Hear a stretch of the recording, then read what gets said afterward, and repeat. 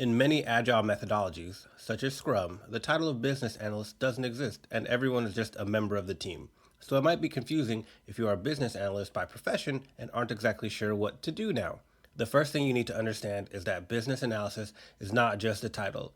It is a set of activities to be deployed to fully understand a particular part or all of the business to ensure that anything that is built will actually resolve a business need and also not hurt any existing business processes. The easiest way to understand this is to follow the journey of a user story.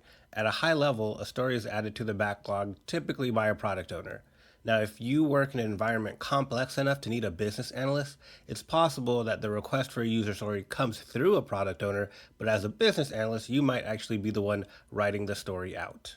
Once that story is in the backlog, then that user story gets refined to the point of being development ready. This is where you'll be doing a lot of the legwork.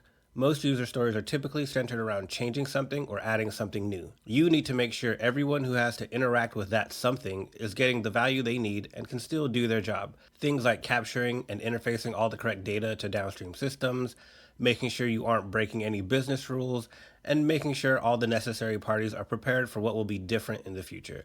Once the story is written and well refined, it gets developed, which includes all of the quality assurance or testing aspects in a sprint. During the sprint, you might discover additional things that weren't addressed in the user story or acceptance criteria, and the person who's been doing the business analysis activities might need to chase down those answers so that the development team can continue.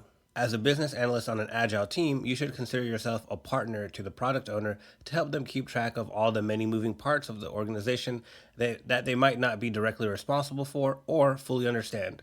Your job is quite literally to protect your team, both the developers and the product owner, from doing things that end up being a waste of time because it wouldn't add the expected value or because it broke a process that nobody bothered to look into. I hope that clarified some things about being a business analyst in an agile world. If you have any additional questions, let me know in the comments and I'll answer you there, or I'll make a whole new video to answer your questions, so subscribe to see those questions get answered. Also, be sure to check out my two-part guide on writing good user stories with robust acceptance criteria if that's something that's new to you.